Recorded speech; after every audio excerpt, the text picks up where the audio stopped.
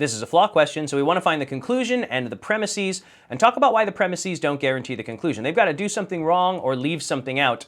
And in this case, our conclusion is at the bottom. It's the idea that these speeches are selfishly motivated and their promises are unreliable. And the evidence is that these speeches are coming from politicians who want to get elected. They have their purpose is to get elected. That's why they're giving these speeches in the first place. So just because that's their purpose, though, doesn't mean that they're necessarily going to be liars. I get that they're self-motivated, right? If your goal is to get elected, well, maybe even that's not necessarily the case, right? Maybe you want to get elected to help other people out or to give back to your community. So there's an assumption that if you're trying to get elected, that that's only for you. And then the bigger assumption that is that therefore you're going to be willing to lie to get there.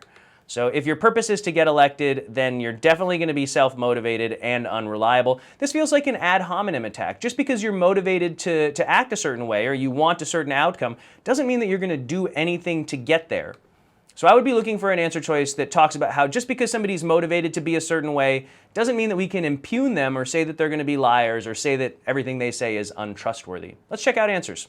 Answer choice A has a necessary lead-in, and then it says if a person's promise is not selfishly motivated, then it is reliable. That feels like the inverse of something we're kind of assuming. We're assuming that if it is selfishly motivated, then it's not reliable. So I would like this a lot more. Answer choice A is giving me the inverse of something I feel like we need.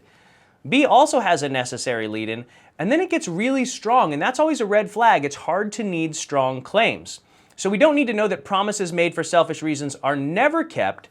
We're just assuming they're unreliable. So if they're only kept half the time, they're still unreliable. You don't need to have a 0% trust rate to be unreliable. A 50% trust rate is still pretty unreliable, right? Unreliable is like anything less than anything you can't rely on, right? And you really can't rely on anything less than 100% trust rate. So we don't need it to be 0. We're just assuming that it's not 100% trustworthy.